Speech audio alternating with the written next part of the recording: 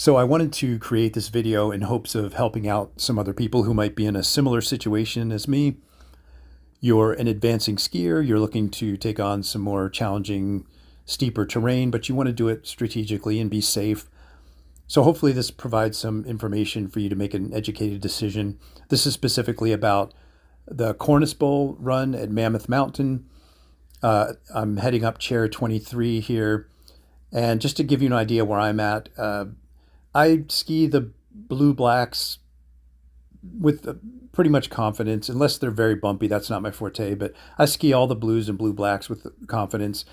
Black diamonds, it just depends. I don't like bumps, as I said, and it depends on the snow conditions. But Cornice Bowl is one that seemed manageable to me, but so many times when I'm at Mammoth, it's closed for extreme weather and wind, or if it's open, the conditions just seemed much less than ideal to try something new, either icy conditions or a lot of wind, low visibility. As you can see, I'm exiting chair 23 here. I'm going to hang a left. There's a little bit of skating and poling involved to get over to Cornice, but it's not bad. But I got this beautiful day, mid 40s. As you can see, clear, sunny. The wind's not too bad. I'll get into the snow conditions more as the video progresses and I'm going down the trail. But I think the main takeaway from this is you definitely have to take the conditions into consideration, because I can see this being a whole different experience had the conditions been different. And first of all, the cornice itself at the top of the trail isn't even here because it's been groomed. I've seen it other parts of the season where there is that lip that you kind of have to drop off of to drop onto the trail.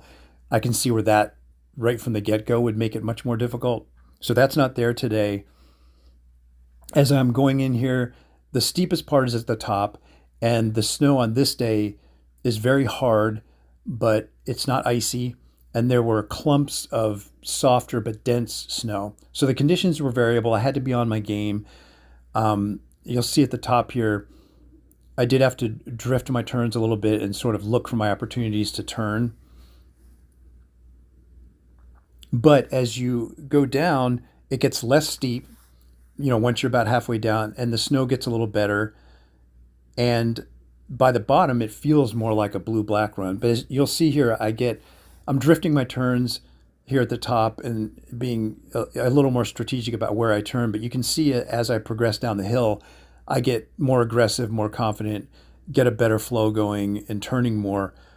But I didn't have to just do a jump turn and stop and reevaluate and go down intermittently like that. I was able to ski it with some flow, which was a pleasant surprise. And, I told you my skill level. I'm nowhere close to being an expert, but definitely well out of the intermediate stage into advanced. That's where I'm at. So hopefully that helps you to decide how confident you feel about trying it. But again, I think the big takeaway is pick a day when the conditions are right. I can see where this would have been totally different had it been icy or even very deep, where you can't release your tails on your skis and turn as easily. It probably would have been very different. And if that lip, that cornice at the top was there.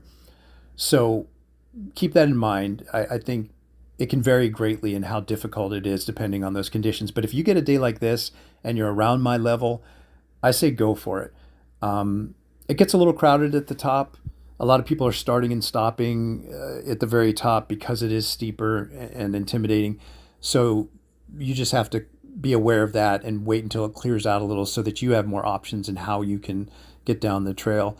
And also visibility. Pick a day like this where it's clear and you can really see what's ahead of you, and pick a nice route for yourself going down and not be surprised by anything that's going to throw you into the back seat and make you tumble. But by the time you get to the bottom here, you can see it's wide open, not too steep. The snow gets better as you progress down. And then it's pretty wonderful. And then you're getting into other trails down at this section. It's merging into other trails. But so I hope that helps you.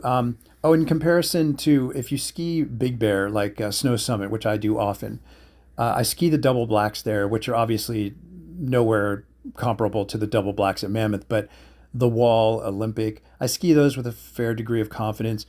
I would put Cornice Bowl in the same ballpark with the Wall. So if you skied the Wall, This is a little longer and it is a little steeper, but it's not night and day. They're in the same ballpark. So if you can ski the wall fairly confidently, then pick a good day for this one, and I think you'll be pleasantly surprised and have fun. So I hope that helps you out.